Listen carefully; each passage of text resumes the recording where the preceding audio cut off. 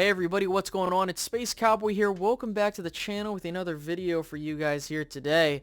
And we got to talk about Dalvin Cook. Why? Because Cowboys Nation is in a frenzy talking about Dalvin Cook ever since he's been released by the Minnesota Vikings. And I completely understand it. You know, you're talking about a player of his caliber being on the market and he can help upgrade a position that you think could use some upgrading. Completely get it. And in today's video, we're going to talk about the pros, the cons. Does it make sense for the Cowboys to sign him? Is it possible? All that other stuff.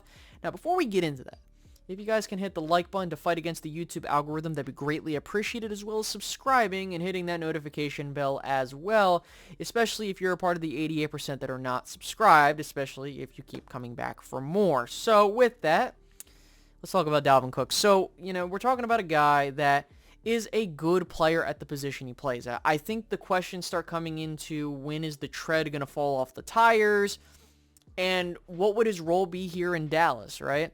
Because when you look at this running back room, let's just keep it a buck. Tony Pollard, we don't know what he's going to look like after him breaking his leg. We don't know what Ronald Jones is going to look like in this Cowboys offense. We don't know what Deuce Vaughn's going to look like. We know what Malik Davis can do.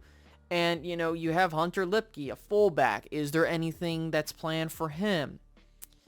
And, you know, there's these other guys in the room as well that we need to have conversations about. But that's the thing. I think that a lot of us have this idea that these guys can step in and produce. And I think that. I do think that you have guys like Malik Davis, like Deuce Vaughn, Ronald Jones. These guys can help. And I think that, you know, you don't need to ask much of them to do. But the question becomes, okay, you know, would Dalvin Cook be a detriment to this team? Well, if you add Dalvin Cook, which, by the way, I'm going to just put it out there, he's not going to go for $4 or $5 million. You know, the Cowboys have cap space. Yeah, they could sign Dalvin Cook, but Dalvin Cook isn't looking for that. Dalvin Cook is looking for a higher salary and guaranteed money because, of course, running backs are a depreciating asset. And, you know, the running back market isn't good, and I don't think he's going to get what he thinks. I think he's going to go to Miami, and then there's the, oh, did the Cowboys go after Raheem Mostert and all this other stuff? Listen, I'm going to just keep it where it's at. If you add Dalvin Cook in here, him and Pollard would be a nice 1-2 punch. But here's the thing, right? If you're someone that's a fan of Hunter Lipke, that's a fan of Deuce Vaughn, that's a fan of Malik Davis, that's a fan of these guys that are in the room, right? You are progress stopping what these guys can do. Now, you could say, okay, Space, but it's only going to be for one season. And I get that. That's fine. But I think one of the biggest things, too, is, okay, if you add Dalvin Cook to this team, what exactly is he going to do, right? Like, is he going to be like he is the Zeke role where he's getting the majority of the carries while Tony Pollard is getting some carry? Now, I know that that's not going to happen. You know, the Cowboys have given their money out appropriately. I think that Tony Pollard would be the lead guy, and then, you know, Cook would come in and do things outside of what Tony Pollard can do. And I think that that's key, is you want to keep Pollard fresh. I think with the one worry that I have is Pollard has been good given the number of carries he's given. He hasn't been given a massive amount of workload. I mean, when we've seen him been given the workload, he's produced. I'm not trying to, you know, go around that fact. I think what some people are also worried about is, okay, is the workload going to be enough? You know, another thing is what happens if Tony Pollard gets injured, right? Like, what do you have outside of that? Okay, so if you throw Tony Pollard out, you have Ronald Jones, Malik Davis, Deuce Vaughn, and Hunter Lipke, and then I believe Rico Dowdle as well. Like, you can go through all those names.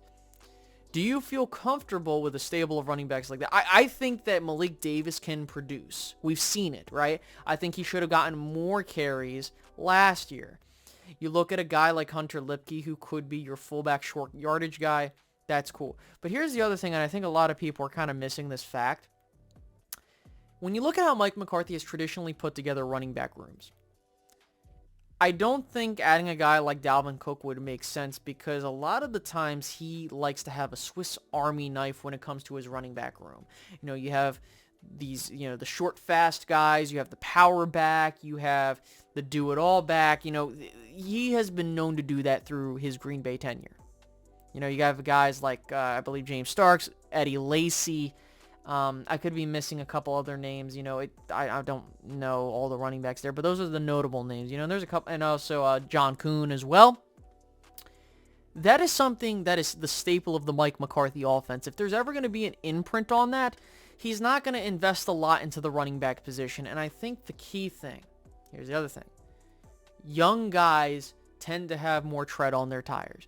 And I think what's going to be key here is that if Tony Pollard is not present, it gives these younger guys an incentive to perform well. Because, look at it this way. Pollard's going to be number one, but there really isn't a set number two. Who's number two, right? Is it Ronald Jones? Is it Deuce Vaughn? Like, who's it going to be? You don't know who your number two running back is. And that's a good thing and a bad thing, too, because, we don't know what Deuce Vaughn's going to look like in the NFL. We have hopeful thinking that he's going to be productive, and I think he will be. Malik Davis, what's he going to look like in a role like that? Which we've seen some spurts. That's great. Same thing with Ronald Jones. Like, what are we getting? And I think that's the number one thing when it comes to these conversations that need to be had. And you guys could think I'm wrong. I think with you adding a Dalvin Cook, I'm not against it. I think that you are adding a player. As long as the dynamic is going to be there, I'm not going to complain about that.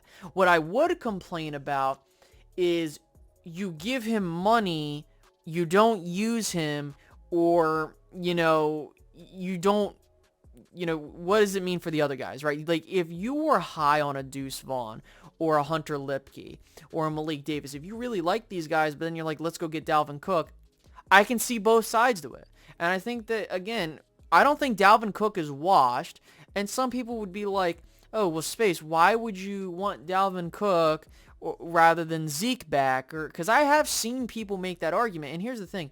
I think Dalvin Cook, at this juncture of his career, has more tread on his tires than Zeke does. The biggest thing is even when you saw it last year, he had a gear that you can hit that I think that the Cowboys would need in their running or the rush attack. Of course the Cowboys need to run the ball more effectively. There's no question about that. And that comes with how you're blocking, how your run scheme looks, and that's something where I think Kellen Moore really got hurt last year. But I think that, for me at least, I think it makes sense to add a guy like Dalvin Cook if you're looking for a 1-2 punch in that department for 1 year. That's fine with me. Like, I'm not looking at this at a long-term gauge, especially when you want a proven track record guy. But at the same time, I think that these young guys can do just fine, but I don't want to trick myself into thinking that because we've done that, oh, Jalen Tolbert, he'll be fine. He can, he'll be wide receiver 2. He'll be wide receiver 3. Oh, how did that turn out? Right? So I don't want to go on and on and on, but one of the things is, yes, the Cowboys can make that move. Would I be upset with the move? No, but it would really come down to how the dynamic would be in Dallas.